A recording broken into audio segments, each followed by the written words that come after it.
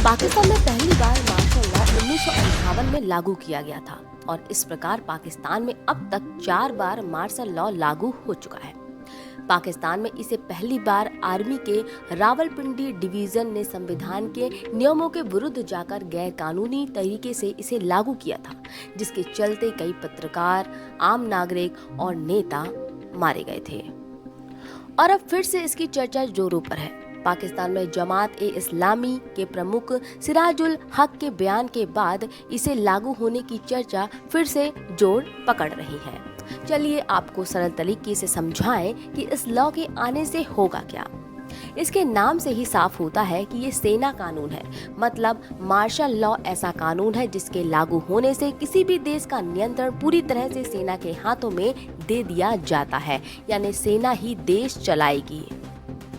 हालांकि यह जरूरी नहीं होता कि यह कानून पूरे देश में ही लागू किया जाए, किसी मुल्क के एक हिस्से में भी इसे लागू किया जा सकता है। यही वजह है कि इसे सैनिक कानून भी कहते हैं। ऐसा विशेष परिस्थितियों में ही किया जाता है।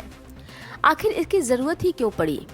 तो ये डिपेंड करता है उस देश की इमरजेंसी की स्थिति पर कि आखिर स्थिति है कैसी, यानी इस पर कि यदि सरकार के बस की बात अब नहीं रह गई, सरकार पूरी तरह से असफल है इस इमरजेंसी को हैंडल करने में, तब इससे निपटने में ऐसी सिचुएशन में मार्शल लॉ लागू किया जाता है। इसे कई स्थितियों में इसे लागू किया जा सकता है, जैसे कि जंग के हालात हो, तब बड़े स्तर पर प्राकृतिक आपदाएं आई हों, उसके बाद। वैसे दुनिया के कई देशों में मार्शल लॉ लागू किया जा चुका है, जैसे कि श्रीलंका में आर्थिक संकट के चलते बेकाबू हुई जनता के कारण हुआ था। जंग की शुरुआत होने के बाद यूक्रेन में लागू किया गया था। द्वितीय विश्व युद्ध के बाद जर्मनी और जापान सेना ने देश की कमान संभाली और पाकिस्तान में जहां 4 बार मार्शल लॉ लागू किया जा चुका है। दोस्तों, मार्शल लॉ को एक से दूसरे देश में इसे लागू करने के तरीके अलग हो सकते हैं, पर होता एक ही है।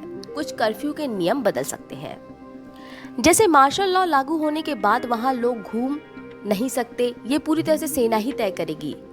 साथ ही साथ कोर्ट बंद हो जाते हैं, नागरिकों के अधिकार भी पूरी तरह से छिन जाते हैं। सेना की कोर्ट में जज किसी को भी नोटिस देकर बुला सकता है। जो नागरिक इसका विरोध करते हैं उन्हें मिलिट्री कोर्ट में पेश किया जाता है, उन पर मुकदमा भी चलाया जाता है। साथ ही साथ आर्मी कभी भी किसी को जेल में भी डाल सकती है।